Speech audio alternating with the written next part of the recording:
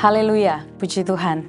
Bersyukur kepada Tuhan karena penyertaan-Nya yang sungguh luar biasa di dalam kehidupan kita, sehingga di tahun yang baru ini kita masih dapat bertemu kembali dalam renungan pagi Yesus Kuatku. Pada saat ini kita akan kembali merenungkan firman Tuhan. Mari sama-sama kita berdoa. Kami bersyukur Tuhan buat kebaikan-Mu, buat penyertaan Tuhan, buat perlindungan Tuhan dalam kehidupan kami, sehingga di hari yang baru ini kami kembali menikmati kebenaran firman Tuhan. Berbicaralah kepada kami semua melalui firman-Mu, sehingga kami mengerti dan kami tahu bagaimana harus hidup sesuai dengan kebenaran firman-Mu. Biarlah benar-benar firman Tuhan menuntun kami di sepanjang hari ini. Kami siapkan hati yang terbaik untuk diisi dengan kebenaran firman-Mu. Dalam nama Yesus kami berdoa. Haleluya, puji Tuhan. Amin. Bapak Ibu yang diberkati oleh Tuhan, renungan firman Tuhan pada hari ini terdapat dalam kitab Amsal pasalnya yang ke-23 ayat 18. Tetapi saya ingin membacakan dari ayatnya yang ke-17. Firman Tuhan katakan, Amsal 23 ayat 17 dan 18, "Janganlah hatimu iri kepada orang-orang berdosa, tetapi takutlah akan Tuhan senantiasa, karena masa depan sungguh ada dan harapanmu tidak akan hilang." Judul renungan pada hari ini, gak bakal kecewa. Berbicara tentang kekecewaan, siapa sih manusia yang gak pernah merasakan yang namanya kecewa dalam hidupnya? Semua manusia pasti pernah merasakan yang namanya kecewa. Ada banyak hal yang membuat manusia atau kita semua merasakan kecewa. Mungkin di tahun yang lalu kita belum mencapai target yang sudah kita tetapkan, yang sudah kita ingin capai, atau mungkin juga kita kecewa terhadap seseorang yang kita rasa dia sangat diandalkan, sangat diharapkan, tetapi pada kenyataannya dia tidak bisa diandalkan, tidak bisa diharapkan. Dan mungkin ada banyak hal lain lagi yang membuat kita merasa kecewa. Kenapa sih kita bisa merasakan kecewa? Sebenarnya jawabannya sederhana, karena apa yang kita harapkan dengan realita yang terjadi itu berbeda. Di dalam dunia ini tidak ada hal yang benar-benar bisa kita harapkan, bisa kita andalkan. Tetapi kita bersyukur sebagai anak-anak Tuhan, sebagai orang-orang yang percaya kepada Tuhan, ada satu pribadi yang sangat bisa kita andalkan, yang sangat bisa kita harapkan, dan yang pastinya tidak akan pernah mengecewakan kita. Dia Tuhan Yesus Kristus. Dia yang akan menjamin seluruh kehidupan kita dengan janji-janji firman Tuhan yang pasti akan Dia tepati dalam kehidupan kita. Oleh sebab itu firman Tuhan pada hari ini dalam Amsal 23 ayat 18 katakan, "Karena masa depan sungguh ada dan harapanmu tidak akan hilang." Firman Tuhan ingatkan kepada kita supaya kita percaya bahwa Tuhan ini adalah pribadi yang sangat bisa kita andalkan, sangat bisa kita harapkan. Di dalam Tuhan ada masa depan yang penuh dengan harapan. Ada masa depan yang gilang gemilang, sesuatu yang tidak akan mengecewakan ketika ada di dalam Tuhan. Harapan kita di dalam Tuhan ini tidak akan hilang asalkan kita hidup sesuai dengan firman Tuhan. Nah, pada hari ini saya ingin membagikan beberapa hal yang dapat kita pelajari dari Amsal 23 ayat 17 dan 18. Yang pertama yang dapat kita pelajari adalah jangan menjadi iri terhadap orang berdosa, seperti yang dikatakan di ayat yang ke-17, "Janganlah hatimu iri kepada orang-orang yang berdosa." Nah, kalimat jangan iri ini adalah kita tidak boleh menginginkan atau kita cemburu terhadap keberhasilan atau kesenangan yang dirasakan oleh orang-orang yang hidup dalam dosa. Karena kesenangan itu bersifat sementara dan pada akhirnya itu akan membawa kepada kebinasaan. Nah, di dalam Mazmur 37 ayat 1 dan 2 di sana juga dicatatkan bahwa kita tidak boleh marah karena orang yang berbuat jahat. Jangan iri kepada orang yang berbuat curang. Sebab firman Tuhan katakan mereka segera lisut seperti rumput dan layu seperti tumbuh-tumbuhan hijau. Artinya segala sesuatu yang mereka miliki itu sementara, tidak tahan lama. Tetapi yang Tuhan mau Itu adalah di dalam Mazmur 37 ayat 3-6, percaya kepada Tuhan, serahkan semua kepada Tuhan, lakukan yang baik, bergembira karena Tuhan, maka Tuhan akan memberi apa yang diinginkan hati kita ketika kita benar-benar percaya dan berserah kepada Tuhan.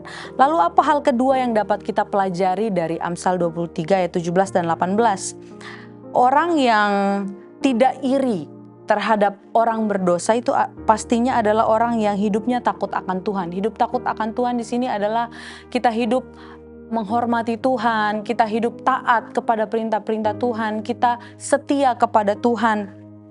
Kita melakukan apa yang Tuhan inginkan, menjauhi hal-hal yang jahat. Nah, di dalam Mazmur 34 dikatakan, takutlah akan Tuhan, hai orang-orang yang kudus, sebab orang yang takut akan Tuhan ini tidak akan kekurangan. Di dalam Mazmur 103 juga dikatakan bahwa kasih setia Tuhan itu ada bagi orang-orang yang takut akan Dia. Kasih setia Tuhan itu sampai selama-lamanya. Oleh sebab itu, mari kita belajar untuk hidup takut akan Tuhan. Karena di dalam takut akan Tuhan, kita akan menikmati kasih setia Tuhan yang luar biasa. Lalu yang ketiga yang dapat kita pelajari dari ayat ini adalah fokus pada masa depan. Nah, orang yang takut akan Tuhan, orang yang hidup dekat dengan Tuhan sudah pasti memiliki masa depan yang cerah, masa depan yang indah. Sekalipun sesuatu yang harus dilewati, proses yang harus dilewati itu menyakitkan. Mungkin kita harus tertatih-tatih dulu untuk sampai kepada masa depan yang kita harapkan itu. Tetapi percayalah bahwa Tuhan menyediakan masa depan yang penuh dengan harapan.